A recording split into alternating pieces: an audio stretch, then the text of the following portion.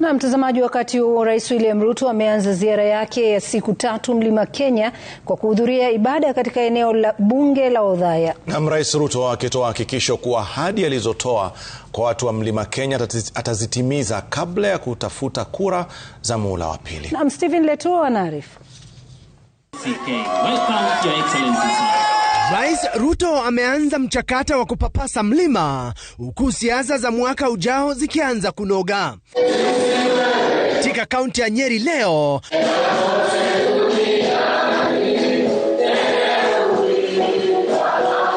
Rais Ruto amesema kuwa urafiki wake na Mlima Kenya bado ni imara. Kuna watu wengine wanaota ndoto ya mchana. Ati wanafikiria ati watalete makelele, walete fitina, wafanye vitimbi, ati mimi nikosane na watu wa Nyeri. Hiyo ni ndoto ya mchana. Hiyo haiwezekani.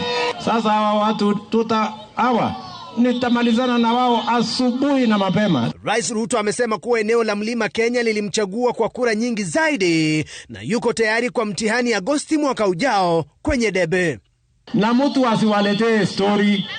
Mimi niko tayari kuja kueleza na nyinyi wananchi mtasahihisha kazi yangu.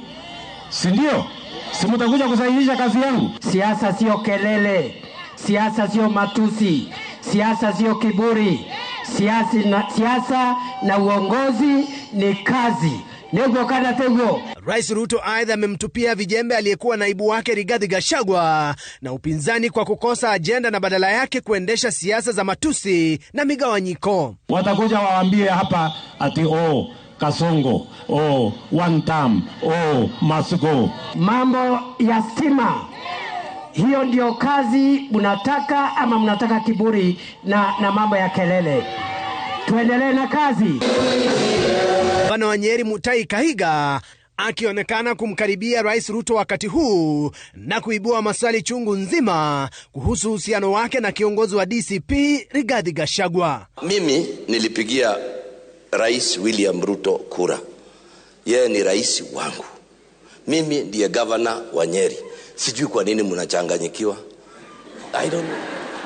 Sababu mimi nilimpigia kura akawa rais, na nyinyi mimi sijasikia rais mwingine. Kwa hivyo mimi bado niko na rais.